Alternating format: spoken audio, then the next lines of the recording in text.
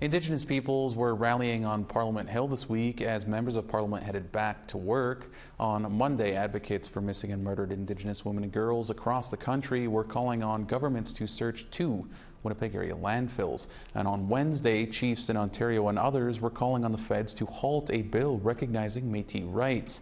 For more on the return of business in the House of Commons, our Truth and Politics panel is here.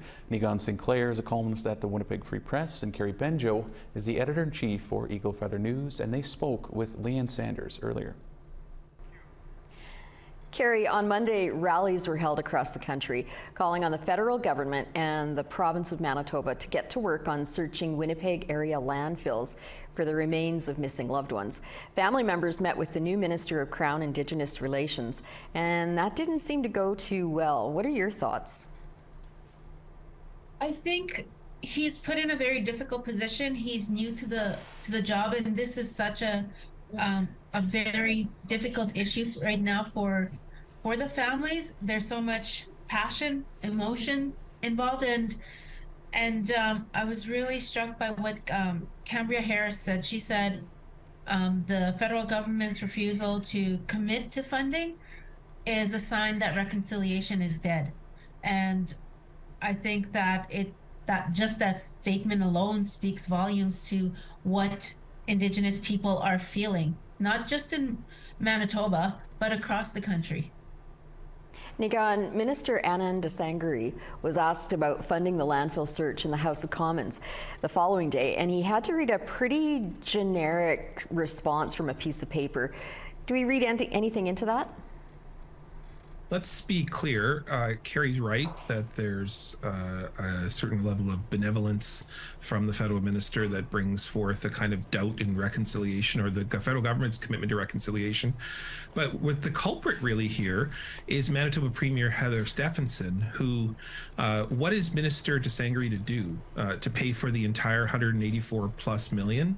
The fact is that the federal government has said under Mark Miller that they were willing to fund part of the search, and Manitoba Premier Heather Stefanson said we won't be paying for any of it. So what's the federal government going to do? Come in on its own and swoop in a province on their jurisdiction and then pay for the entire thing? That's the challenge here, is that the benevolence of the minister comes from the fact that the Manitoba Premier has put the federal government in a very difficult position.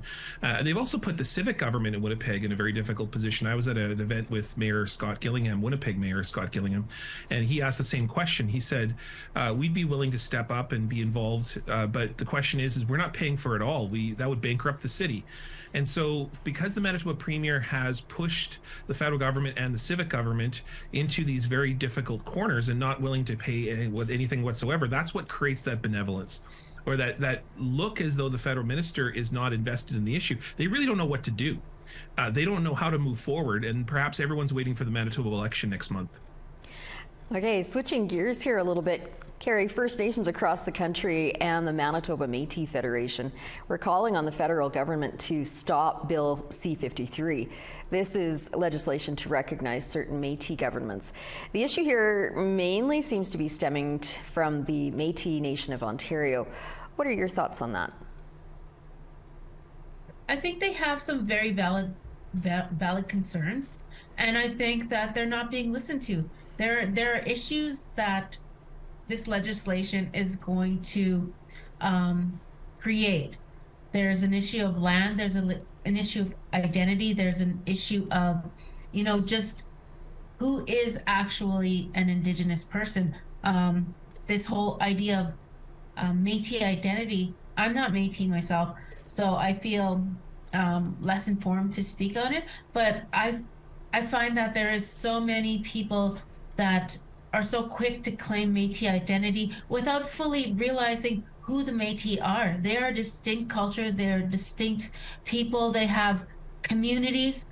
And I spoke to a Maori person, and he said that anybody can be Maori, and it's a 50%. It's like, you can claim to be Maori, but who claims you?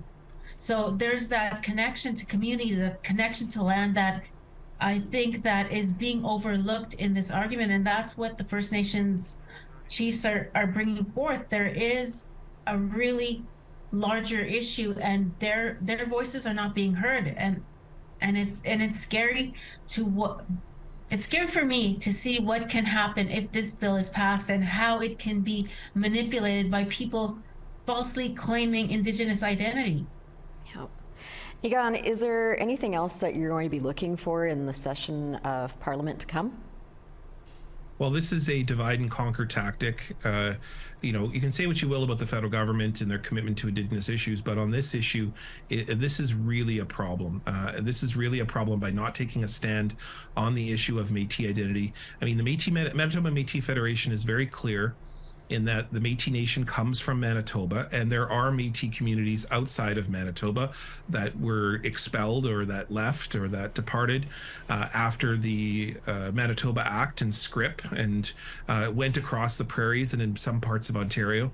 But if the people, the very birthplace, the individuals that are today talking about Métis sovereignty, Métis identity, are saying that the people in Ontario are not Métis, the federal government, the provincial government, any government should not be stepping in and making agreements with individuals who are saying they're a Métis when the very people who birthed the Métis identity are saying they are not. And so what we're left with is a federal government making paternalistic decisions determining who is and who is not, as Carrie points out, an Indigenous person. And that's just the same old colonial politics of the past. What we need is we need to recognize that this is First Nations land. And so First Nations need to be at the table. And so First Nations should be at least at the very minimum involved in the discussions around this bill. Never mind the fact that it really should be the Métis people, and we should be determining and making a decision on who are making decisions for the Métis. And at the moment, there's a split between the Métis National Council and the Manitoba Métis Federation that has created a lot of problems. And so I don't think anything should be decided till that's sorted out onto itself. Okay, all good points. Thanks, Nigan. And thanks, Carrie. Thanks for joining us today. We'll have to leave it there, and have a good day. Yeah, Miigwech, thanks.